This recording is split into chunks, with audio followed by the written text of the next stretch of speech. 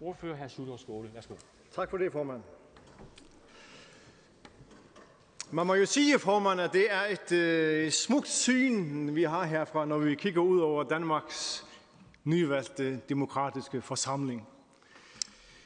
Det er jo ikke bare den fysiske manifestation af folkets vilje ved sidste valg, det er også kulminationen på en lang, sej, historisk kamp, der endte godt, der endte med folkestyre i landet.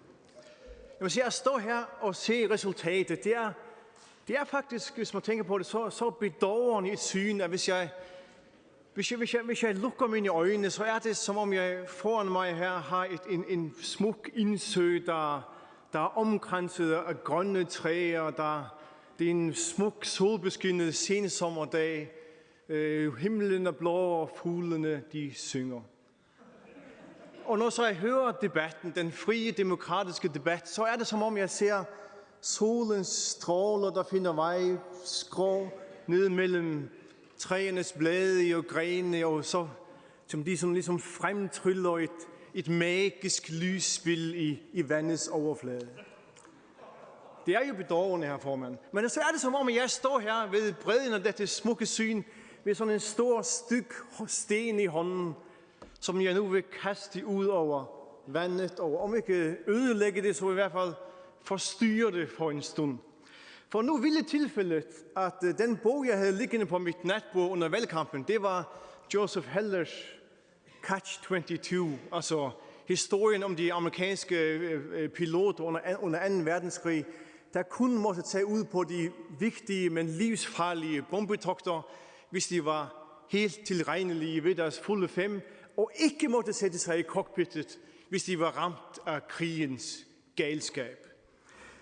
Men problemet var bare, at de, der var normale, gjorde jo alt for at lade, som om de var gale, for at slippe for at sætte livet på spil, mens de, der var gale, selv mente, at de var helt normale, og slet ikke så faren i det, de foretog sig, de tog glæde og stolte afsted. Det var Catch-22. Systemets logik gjorde, at det var de forkerte, der satte sig ind i cockpittet. Og så var det, jeg tænkte, da jeg under valgkampen en sen aften efter en lang kampagnedag lå og læste den her bog, at jeg tænkte, at demokratiet kræver jo også sine piloter. Og i demokratiet vil vi heller ikke have de gale i førersædet. Vi vil ikke have despoterne, tyrannerne, egocentrikerne, der regerer på baggrund af egne indfald og egne personlige ambitioner, egen forfængelighed. Nej, demokratiet vil have folk i cockpittet, der tilsidesætter sig selv og gør sig selv til et redskab for folkets røst, for folkets værdier. Problemet er bare, og her er det, formand, at jeg kommer til den sten, jeg vil kaste ud over det smukke syn, vi har foran os her i dag, at det er ikke de uselviske typer, der byder sig frem i kampen om at komme ind i demokratiets cockpit. Den kamp kræver jo, at man skubber andre til side og maser sig frem til mediernes linser og mikrofoner for at få sit eget ansigt ud til folket, sin egen stemme ud til folket, sin eget billede, sin egne meninger, at få sig selv ligesom presset ind i folks bevidsthed. Og det kræver jo, at man er ikke så lidt egocentrisk. Det kræver også, at man hænger kæmpestore billeder af sig selv op i hver anden lygtepæl.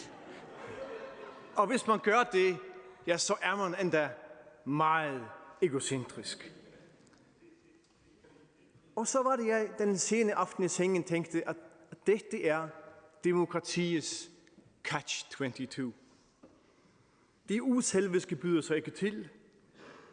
De, der ender med at være demokratiets piloter, det er os, med det store billede af os selv i lygtepælene.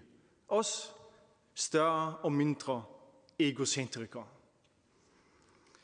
Det er selvfølgelig ikke nogen ny observation. Tolkien sagde jo i sin tid, at de, der er villige til at stræbe efter at få magt, ofte er dem, der er mindst egnede til at have magt. Men heldigvis er det jo sådan hos os, at billedet i søen, billedet foran os her, den smukke indsø, det forbliver smukt, for vi kan jo afsættes efter 4 år. Og de 4 år kan vi så bruge til at overbevise vælgerne om, at det skal vi så ikke alligevel. For vi er nemlig de rigtige til jobbet. Vi er de uselviske typer. Det er os, der bryder Tolkiens tese.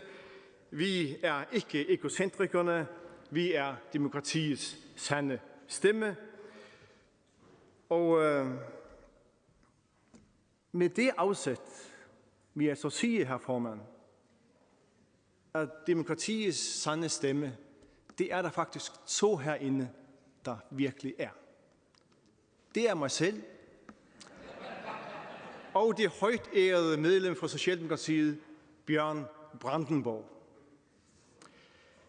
Der er en bygd på Færøerne, der hedder Trøllanes, Trollenes. Det hedder den, fordi i de meget dramatiske bjerge, der omkranser bygden, bor der flere trolde, end der bor noget andet sted på Færøerne. Der er 4 beboede huse i bygden. Bjørn Brandenborgs bedstemor kommer fra et af dem. Min bedstemor kommer fra et andet. Og med 50% af husstanden repræsenteret i salen her, så er det Trøllanes, der er langt stærkest til stede i dette rum. Og herr formand, det er ikke nogen tilfældighed. Det er forsynets vilje.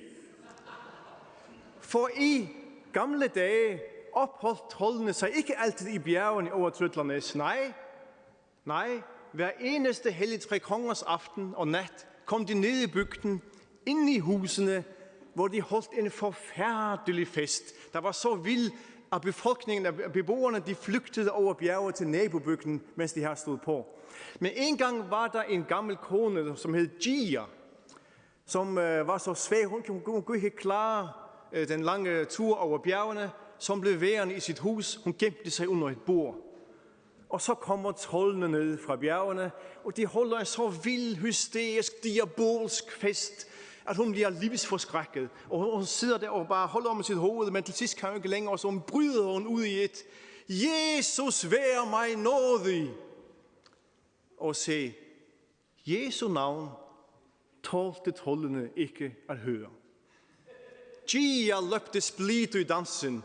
Gia ødelagde vores dans, sagde de, og tog tilbage til bjergene, hvor de har opholdt sig siden.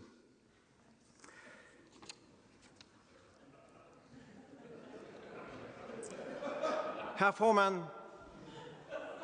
formand, mig og Bjørn Brandenborg er sat i dette hus for at fortælle denne historie.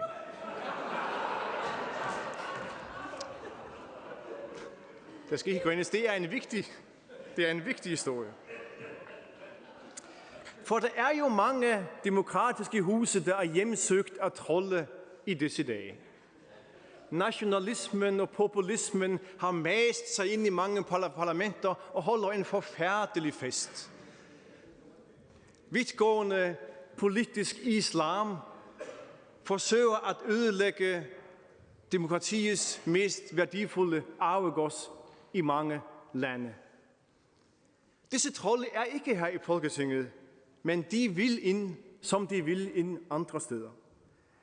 Og skal det undgås, så kræver det, at vi står ved vores eget, og at vi står op for vores eget. Det kræver, at nogen er demokratiets Gia. Og det er altså vi 2, som er det, Bjørn Brandenborg og mig selv. Vi sidder ikke på ministerrækkerne, vi er gemt væk på allerbagerste række. Man kan næsten sige, at vi gemmer os under et bord, men vores røst er vigtig, ligesom Gias røst var vigtig. Og man skal lytte til den, hvis vi skal undgå at ende i et politisk catch-22 her i landet. Og hvis man skal bevare det smukke syn, som mig og formanden nu har foran os her i aften. Det var mit hovedbudskab. Jeg vil ikke komme ind på så mange konkrete sager. Jeg har været på sådan en siden valget, og jeg har været på sådan en tur det ministerkontor, og jeg har bragt frem mange små og store sager, og jeg vil gerne kvittere for den store velvilje, jeg har mødt på alle de møder, jeg har haft med ministrene. Der er en klar vilje til at løse problemerne. Det glæder jeg mig til, vi får meget at lave. Jeg vil også takke den forhåndværende regering for det fine samarbejde, vi havde, og ønske den nye regering god vind med arbejde de næste 4 år. Tak. Tak for det.